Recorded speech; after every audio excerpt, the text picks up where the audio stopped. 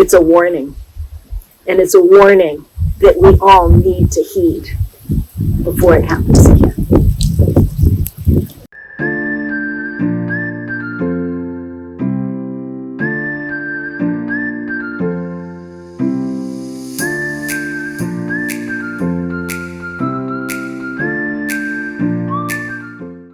Just before midnight on March 12, 1928, St. Francis Dam in San Francisquito Canyon catastrophically failed, claiming the lives of more than 431 people.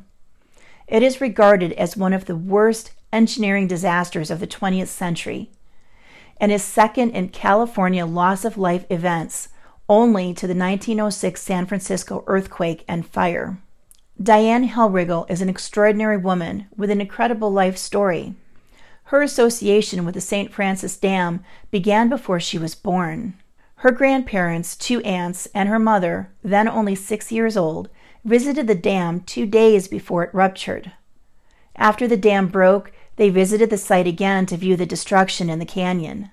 When Dianne was 6, her mother took her to visit the site and told her the stories about the family's 2 previous visits.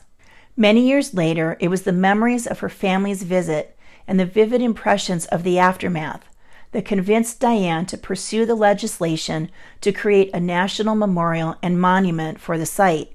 The bill was passed 91 years to the date of the dam failure. This is Dianne's true tale of her work in wilderness conservation and her dedication to the memorialization and awareness of the St. Francis Dam disaster.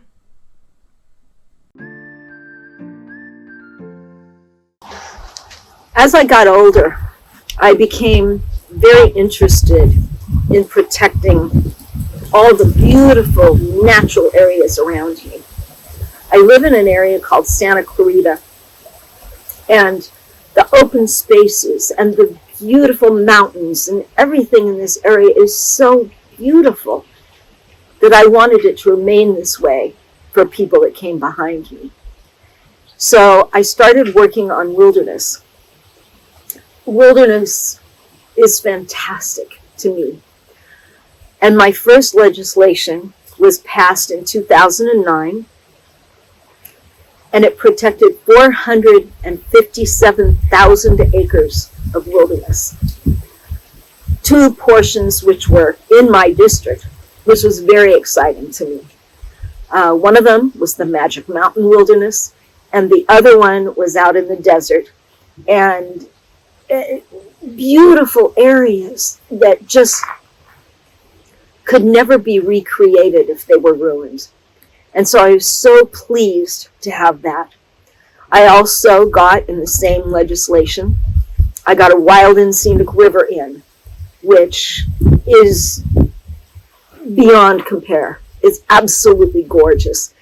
And this particular river has trapped steelhead in it. Steelhead used to come from the ocean up into fresh water. They used to spawn there, and then they would go back down to the sea. Now they're trapped. There's a dam that holds it back, and they can't get back to the ocean. The interesting thing is when they're steelhead, they're gray, and they have these little black chevron marks on them. But when they come up to freshwater, they actually look like rainbow trout. It's an amazing transition that they go through.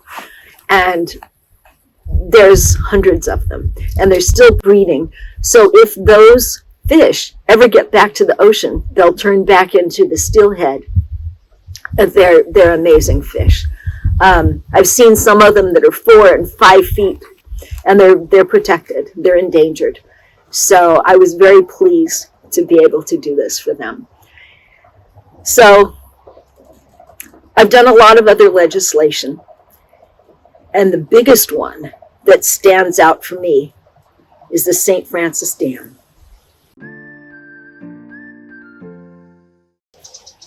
The St. Francis Dam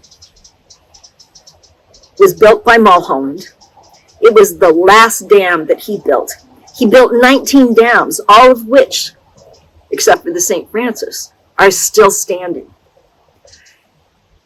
Originally, he wanted to put it in Little Tahunga, but the people there got wind that a dam was going to be built there, so they raised their price so high that the city of Los Angeles couldn't purchase it. So they started looking for a new place, and they came to what is now Santa Clarita. And they found what looked like a perfect spot. It's where a river existed, and in this one area, the mountains came close together, which would be perfect for a dam. Mulholland actually tested the geology on both sides. They decided it was strong enough to be able to hold up, and they built the dam there. In 1924, from 24 to 26, they filled the dam. In 24, they finished the dam, and from 24 to 26, they filled it up. So in 1928, it actually reached the top, and it was spilling over the top a little bit. The water was coming from the Inyo, from the aqueduct, plus the little bit that was coming from the small little creek or river that was here.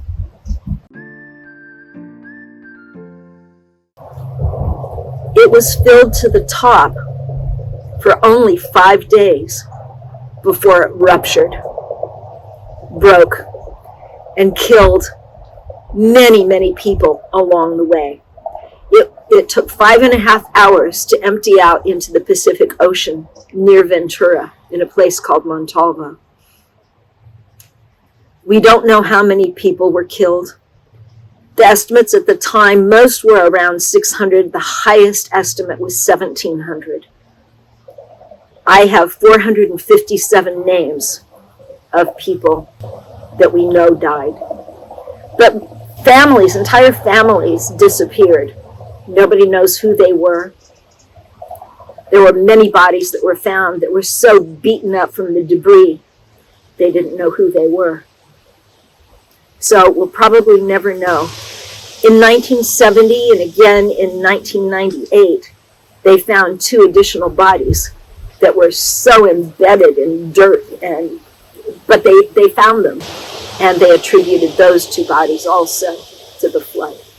Who knows what else, may be in the area. I worked very hard for 8 years with the Congress in DC to have this become a national memorial. And despite the fact that not one single person was against this legislation, it took 8 years to get it through Congress. I also asked for a national monument because there are multiple endangered species on the site of the dam, and I wanted them to be protected, and I could do that through a national monument. So the exciting thing is that the legislation was passed in January. The dam broke March 12th, March 13th, 1928. And I was worried that the president wasn't going to sign it because it passed in January and he hadn't signed it. It had been sitting on his desk. And on March 12th, he pulled it out and he signed it. So on the anniversary, he signed the bill. Isn't that cool?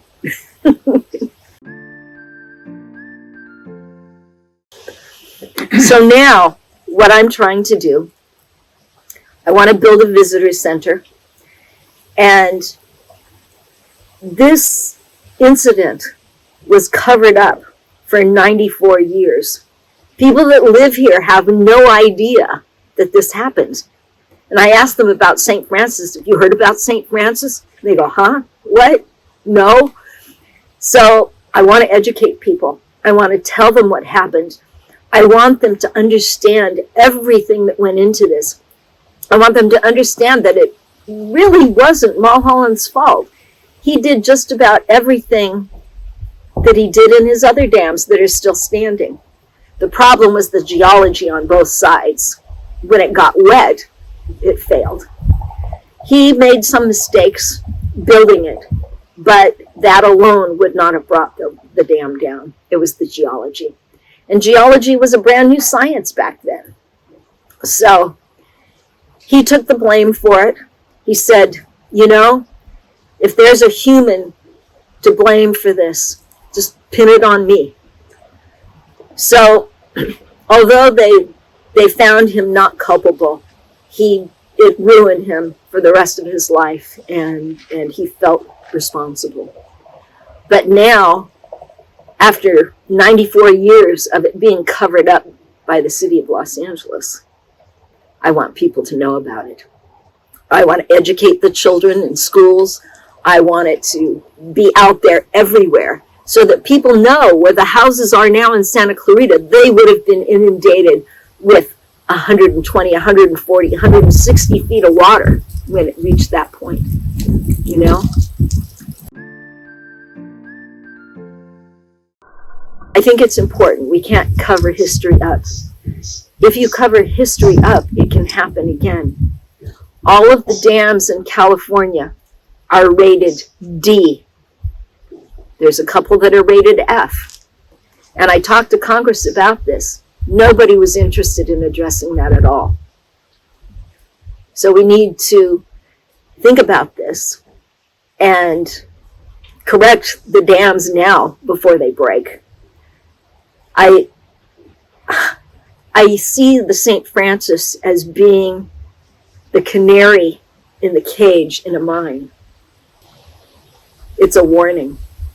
And it's a warning that we all need to heed before it happens again.